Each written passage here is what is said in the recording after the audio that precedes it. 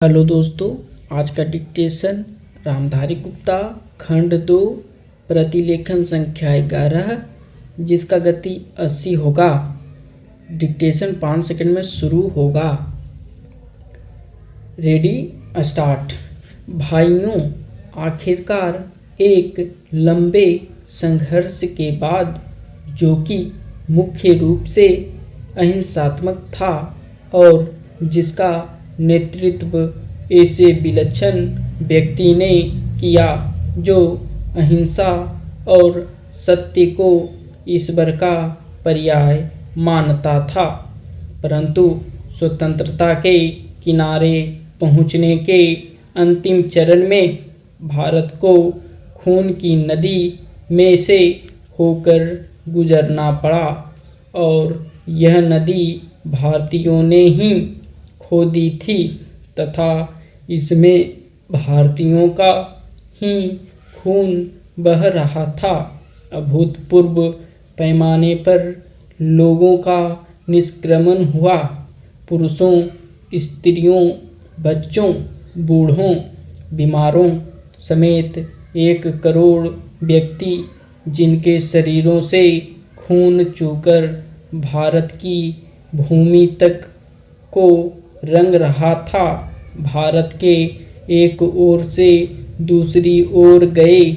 उन्होंने अपने पीछे न केवल मकान और ज़मीनें छोड़ीं, बल्कि अपने घर के व्यक्तियों के मृत शरीर भी छोड़े। स्वतंत्र भारत के किनारे तक पहुँचने के लिए देश को यह मूल्य चुकाना पड़ा और वह 2 प्रभुता संपन्न राष्ट्रों भारत और पाकिस्तान में विभाजित हो गया। यह 15 अगस्त 1947 की बात है। कांग्रेस ने, जो वास्तविक रूप से 1885 से भारत की राष्ट्रीय वाणी थी, हमेशा भारत की एक राजनीतिक इकाई के रूप में संकल्पना की थी। कांग्रेस को अंत में भारत का विभाजन स्वीकार करना पड़ा। वैसे तो यह स्वीकृति सहमति से दी गई थी, परंतु वास्तविक रूप में देखा जाए तो यह ब्रिटिश शासकों द्वारा पिछले कई दशकों से उत्पन्न की गई परिस्थितियों के दबाव के कारण था। फूट डालो और राज करो की नीति पहले अलीगढ़ मुस्लिम कॉलेज की स्थापना के साथ शुरू की गई। एक दूसरे के बाद आने वाले 3 ब्रिटिश प्रिंसिपलों ने पृथकता का विचार मुस्लिम नेताओं और छात्रों के मन पर बैठाया। सर सैयद अहमद को विभाजनमूलक विचारों को फैलाने के लिए उनसे हर प्रकार की मदद मिली।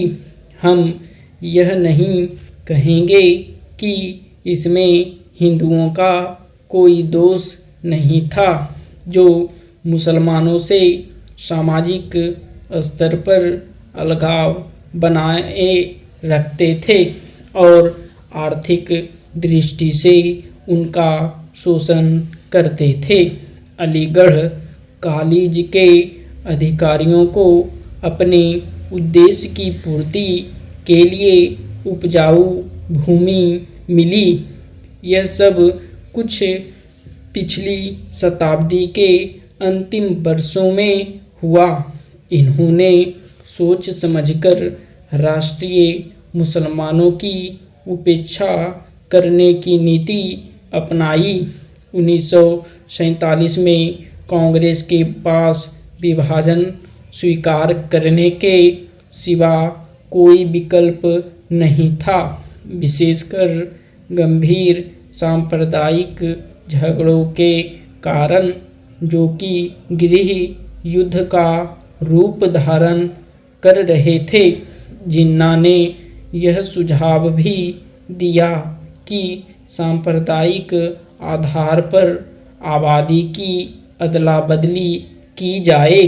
शायद वह बेहतर समाधान होता, क्योंकि इससे शायद वे क्रूर कृत्य न होते जो बहुत लंबे काल तक पड़ोस में रहने वालों के साथ उनके पड़ोसियों ने किए।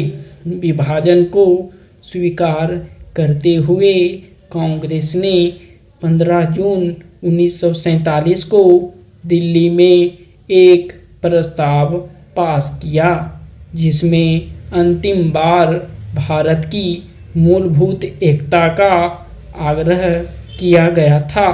इसमें कहा गया था, पिछली 2 पीढ़ियों के श्रम और बलिदान की नहीं, बल्कि भारत का विस्तृत इतिहास और परंपरा भी इस मूलभूत एकता की साक्षी है।